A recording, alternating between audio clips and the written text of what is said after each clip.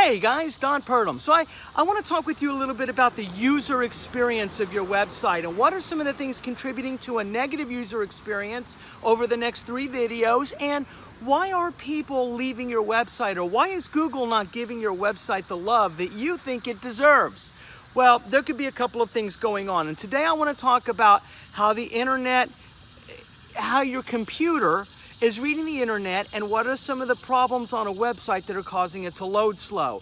Speed on a website is really important, especially if you're on a mobile browser or if you're sitting at home on a high-speed internet connection.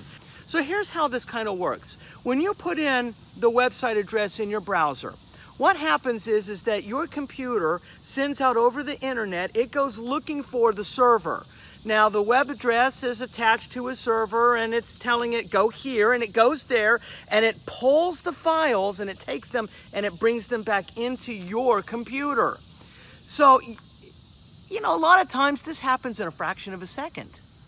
But if it's taking 5 and 10 seconds, there's either a problem on the server, which generally is not likely today, or your website is bloated. What I mean by bloated is this. Maybe you have files that are too big on the website. They could be pictures. Maybe the pictures on your website are just 2 and 4 and 10 megabytes in size. Those are way too big. They need to be downsized significantly. Maybe if you're using a CMS like WordPress, you've got plugins that are conflicting with one another. And then a common problem that I have seen over the years is that a developer just did not know what they were doing. They were just in over their heads a little bit. And that can happen, You get code that they start tweaking and moving stuff around and it bloats, and then other issues are created.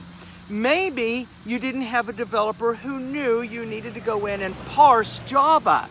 You needed to defer different applications in the code, in the headers, to tell it, do this last, so that it pulls fast, brings everything in, and then on the back end where you're not looking, the website's all there, but it's still pulling in some things, and you're not seeing that in that 5 or 6 or 10 second range. So those are some things that need to happen on a lot of people's websites. The user experience and speed is really, really important. If people are not getting what they need quickly, you've got 2 to 3 seconds to make your first impression.